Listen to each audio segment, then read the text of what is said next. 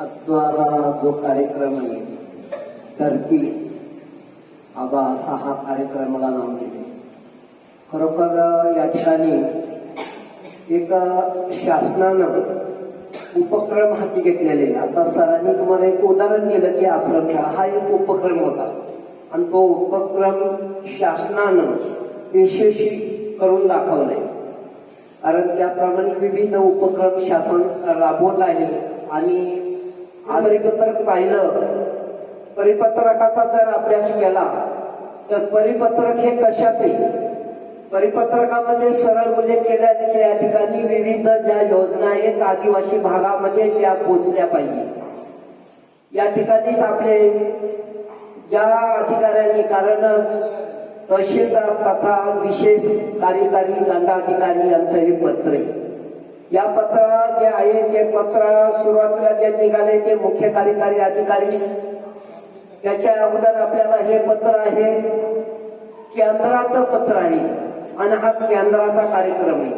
खरं वास्तविक त्या पत्राचा जर अभ्यास केला त्या पत्रामध्ये असं म्हटलेले की या ठिकाणी आदिवासी भागामध्ये, आता आपला हा जुन्नर तालुका धरला आहे, जुन्नर तालुक्यामध्ये 46 गावं घेतलेली.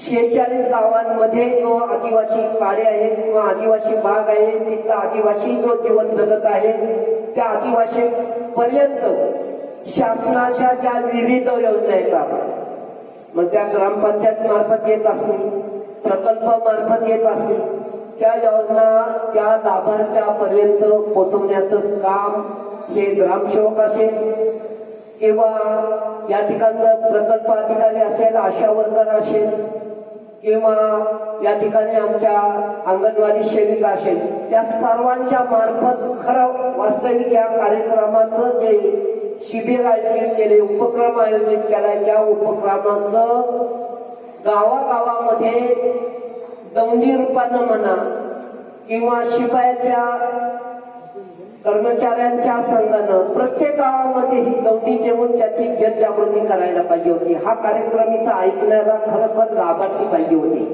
त्या लाभार्थ्याला हा लाभ मिळाला पाहिजे. इथं जर वास्तविक म्हणला तर आपल्याला 5-6 लाभार्थी दिसतात. इथं सर्वच कर्मचारी आपण सांगायला लागलोय आणि आपणच ऐकायला लागलोय. खरं हा लाभ ज्याला पाहिजे तो लाभार्थ्याला द्यायचे. जरी आज या ठिकाणी लाभार्थी नसेल, आपण इथून हा कार्यक्रम ऐकून, हा कार्यक्रम 15 जून पासून सुरू झालेली आणि देशामध्ये 2 ऑक्टोबर पासून सुरू झालेली आणि आपल्याकडे 15 जून ते 30 जून पर्यंत आहे. अजून आपल्याकडे 15 दिवस आहे. कमीत कमी जर आपण ह्या कार्यक्रमाची जागृती केली, परंतु हा कार्यक्रम जो आहे तो त्या लाभार्थ्यापर्यंत पोहोचवला. आता या ठिकाणी त्या परिपत्रकामध्ये म्हटलेले आयुष्यमान कार्ड काही लोकांपर्यंत अजूनही आयुष्यमान कार्ड मिळाले नाही. खरोखर जर असा वंचित आपल्या गावामध्ये एखादा व्यक्ती असेल तर आयुष्यमानचं त्याला कार्ड मिळालं तर तो 5 लाखापर्यंत आरोग्याचा लाभ घेऊ शकतोय.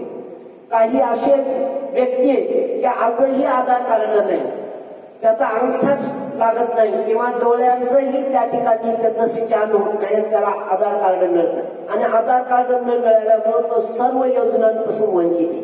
हा कार्यक्रमाचा उद्देश हाच आहे.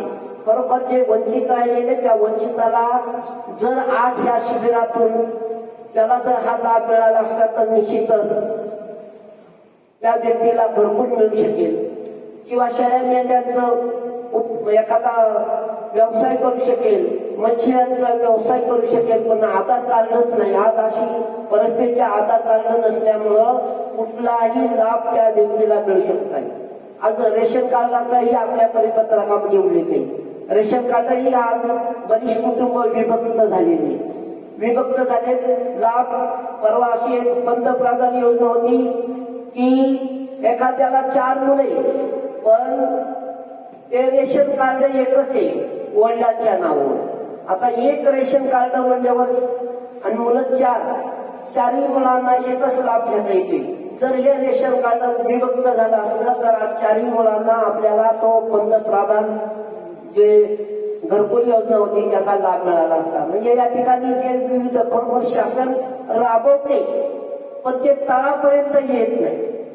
तळापर्यंत पोहोचवण्याचं काम जे आहे ते आपल्यासारखे विविध जे शासकीय नोकर आहेत, कर्मचारी आहेत, या कर्मचाऱ्यांना आता आशा वर्कर आहे, मी बघतोय आशा वर्कर आज डॉक्टर इथं आहे. आशा वर्करचं काय काम आहे, आशा वर्करचं नियोजन काय आहे? गावामध्ये आशा वर्कर ह्या त्यांना आपल्याकडून काय गोळ्यांचा पुरवठा होतो का नाही हे आम्हाला इथं सांगायला पाहिजे होतं. आपण काय करतोय, आशा वर्कर फक्त आपल्याला त्यांना जे मानधन मिळतं या मानधनात त्यांचं कुठल्याही आशा वर्कर जो त्यांच्याकडून काही गोळ्या मिळत असतात, कारण ह्या प्रथम उपचार आहे. आशा वर्कर जवळपास एखादा पेशंट असेल तर त्या पेशंटला ताबडतोब एखादी थंडी तापावर उलट्या होतात तर उलट्यांवर एखादी गोळी असेल, ती गोळी मिळाली तर तो पेशंट कमी कमी तुमच्या मडपर्यंत पोहोचेपर्यंत त्याच्या वेदना थांबवू शकते. आज ह्या आशा वर्करना मी काय ऐकायला लागलोय, जेव्हा पाहा तेव्हा ट्रेनिंग, नुसती ट्रेनिंग, पण आशा वर्कर गावामध्ये मला घरामध्ये किंवा एखाद्या पेशंटच्या घरी जाताना दिसत नाही. एकच इथं मला ज्ञानेश्वर आहे गेला, ज्ञानेश्वर मला नेहमी एक सांगते, कर्माची एक आशा वर्कर आहे.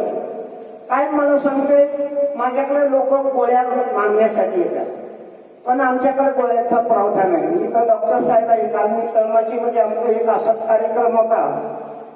त्या ठिकाणी त्यांनी अशी मागणी केली की कमीत कमी तिथं दुर्गम भाग आहे, आता तरी एसटी जाऊ शकत नाही रस्ता खराब झाल्यामुळे. त्यांनी अशी मागणी केली की मडच्या अंडरमध्ये तळमाची येते, तिथल्या डॉक्टरांनी किंवा त्यांची कोण असे आरोग्य सेविका असेल आठवड्यातून एकदा त्यांनी मागणी केली. पण अशावर त्या ठिकाणी आरोग्य सेविका आहे कधीही जाऊ शकत नाही. त्या दवाखान्यामध्ये जावा त्यांची तिथं धावपळ चाललेली असते. कारण आपल्याला नियोजने आपण कुठेही बाहेर जात असतोय, आपला हजकार्ड रजिस्टर आहे, त्या हजकार्ड रजिस्टरला सही करून आपण त्या कामाचं नाव देऊन बाहेर जावं.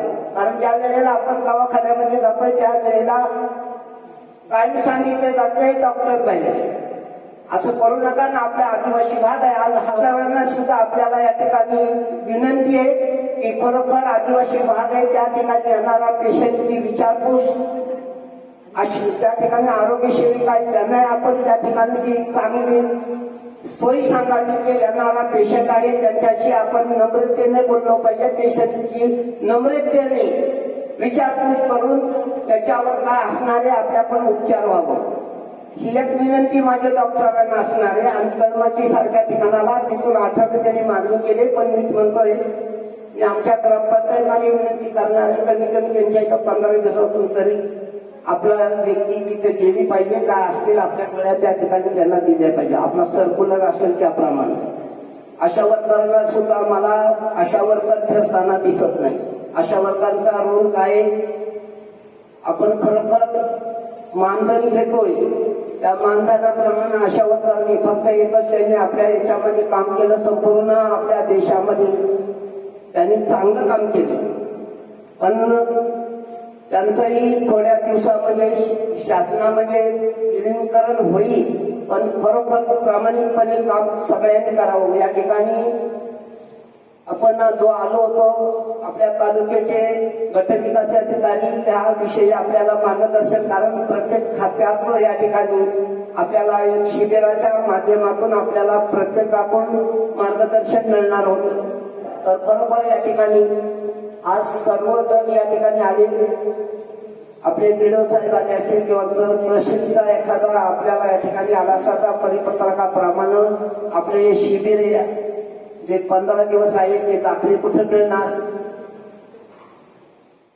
किंवा रेशन कार्ड कुठे मिळणार, नुसतं शिबिर या ठिकाणी आपण आयोजित केलं. आपण माहिती ऐकली, खरं लाभार्थ्यांना याचा फायदा व्हायला पाहिजे. व आज या शिबिरातून इथं आता लाभार्थ्यांना आपण आलोय, आपण त्या लाभार्थ्यापर्यंत हा संदेश तरी पोचूया. जिथं जिथं ते शिबिर लावतील त्या शिबिरातून त्या लोकांना किंवा त्या लाभार्थ्यांना हा लाभ मिळावा. या ठिकाणी संयोजकांनी या ठिकाणी 2 शब्द बोलण्याची मला संधी दिली. माझे 2 शब्द संपवितो. जय हिंद, जय महाराष्ट्र.